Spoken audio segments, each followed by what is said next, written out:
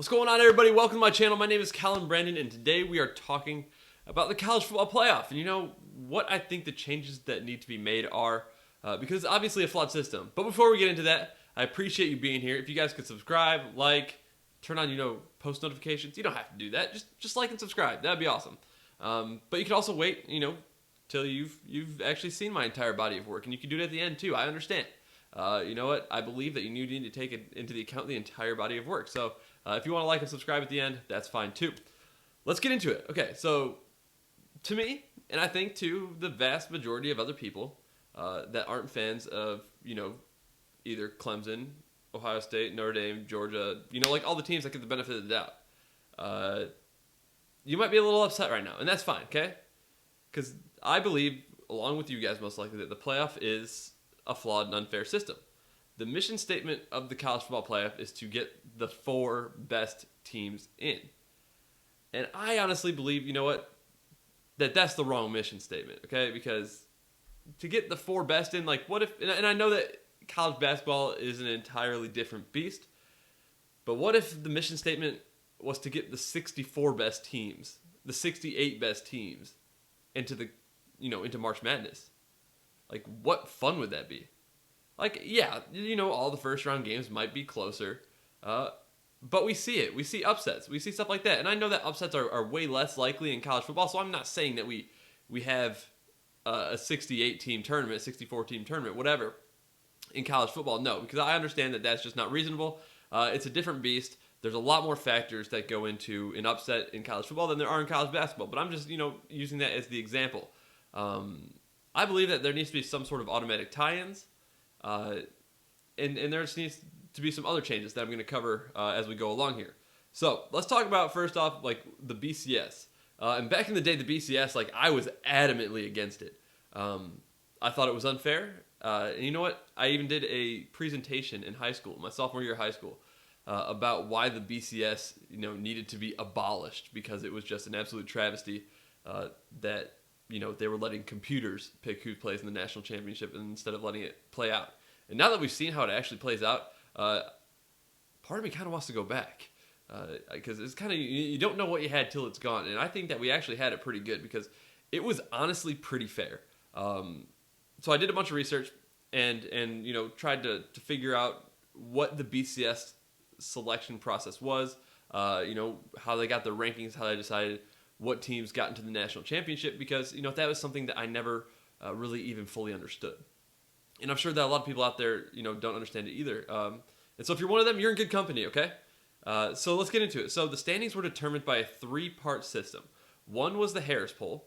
Harris is a marketing group, marketing research company that was comprised of former players, coaches, and media, and it is a panel that was designed to be a valid representation of all the FBS and independents, of all the FBS conference and independent schools. So it covered all the bases. Okay, it wasn't supposed to be biased towards one thing. It was supposed to be a valid depiction of a valid representation of everybody, which is awesome. You want to be represented, and that's very fair, right? And then it was also the second part was the USA Today coaches poll. So those two, voted in rankings were taken into account.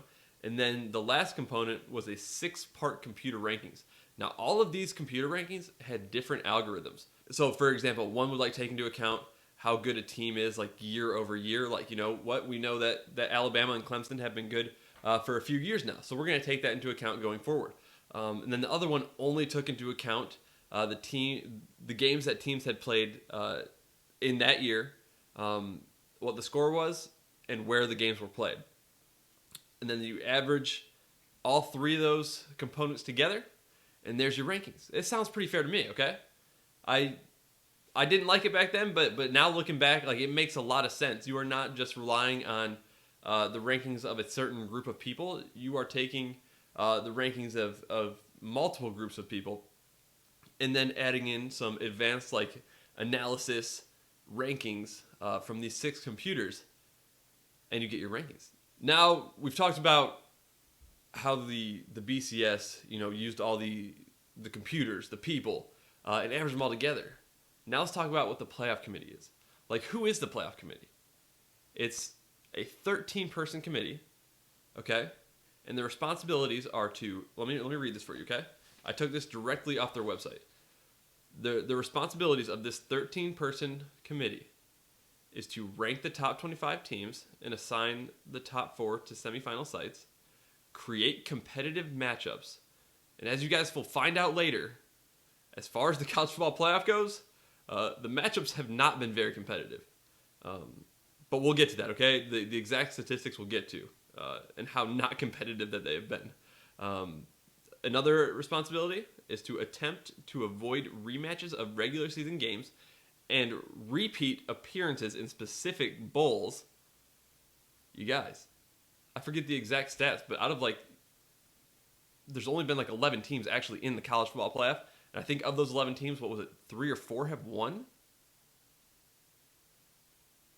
This does not seem like these people are doing their job. Now, what factors when ranking the college football, when the college football playoff rankings are coming out, what factors do they take into account? They take into account championships won, strength of schedule, head-to-head competition, if occurred, which this year is kind of irrelevant, which sucks because we don't have, the interconference play, and then comparative outcome among common opponents, which we didn't have a whole lot of that either. And if you're just telling me that they're based off of these 4, I would say that they did kind of a bad job in the rankings. And I think a lot of people out there would agree with me too. So pretty much what we have learned is that all that has mattered is the eye test. Okay? The eye test is everything. Because at the beginning of the season, this 13-person committee is essentially one computer system from the BCS. Because in that computer system, the algorithm took into account how good a team is year over year. And I think that is playing such a big part in the picking of the college football playoff teams that it is really unfair representation of where the team is at this year, especially in a year like this. And I know this year is a one-off thing, but still, at the beginning of every year, I feel like teams should be all ranked at 0, and then rankings shouldn't even come out until maybe halfway through the season. I think that would ultimately be a phenomenal way to do things because it's really hard to base where teams are off of, assuming that they're good because they were good last year. That's why this year we've seen Alabama was in it last year, Clemson was in it last year, Ohio State was in it last year.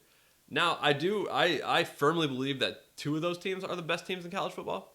But 2 of them, I'm not sure if they did their job. I think that other teams were more deserving of their spot. And while I know that the deserving part is not a huge part of the college football playoff, I want to propose a change to this. I do, because I think deserving is a massive part in anything. I think that in order for college football to maintain its competitiveness, you need to give everybody a fair chance because it levels the playing field for recruiting. If teams know that they have a chance to make the college football playoff, recruits are going to be more willing to go to different schools.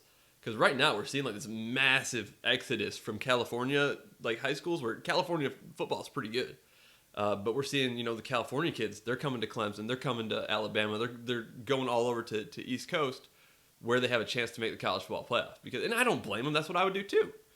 But I think that if we expanded the tournament or expanded the playoff and used BCS rankings, it's going to give everybody a chance. It's going to level the playing field for recruiting, and it's going to solve a lot of problems. Now, every time I talk about playoff expansion, everybody comes out here, because my dream is to have 16 teams. I think that would be perfect. And then everybody's like, wait, 16 is way too many. There'd be so many blowouts. And I understand where you are coming from right there. But guys, as it stands right now, 6 out of the 18 college football playoff games, 6 have been decided by 10 points or less. So 33% of the games aren't blowouts. 66% of the college football playoff games as it stands are blowouts, okay? And while numerically, yeah, you're going to have more blowouts if you have more games, I think that we can bring those percentage numbers closer to even because right now it is so lopsided as it stands that what you guys are arguing against a 16-team tournament for is what is wrong with the playoff as it stands right now. And I don't think that's going to get much better with 8 teams. I think you put 16 teams in there. Yeah, the first round you're going to get a lot of blowouts, but every single round gives you more opportunity for more convincing, some matchups with some actual conviction. So let's talk about what the 16-team playoff would look like, okay? 16-team playoff, all FBS conferences get an automatic bid. You get one independent automatic bid. So, whether that best independent team, it's probably always going to be Notre Dame, which, there might be some flaw in my logic there. I understand it. And I'm willing to listen. Maybe we just have the independents force their hand and make them join conferences. Like, that's an idea, too. So, after that, if you put your independent, that's 11. Then you get 5 at large. And that's decided by the rankings, which you'd have the 5 best ranked teams that are not conference champions make the playoff, decided by the BCS system of ranking. I think that is super fair.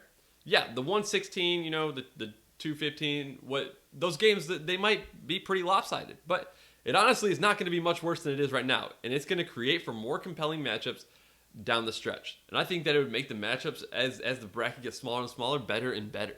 Yeah, there still might be a few upsets here and there, but as years go on and as the level of recruiting starts evening out, because now if guys if they go to a MAC school, they know they're still going to get a shot at the college football playoff.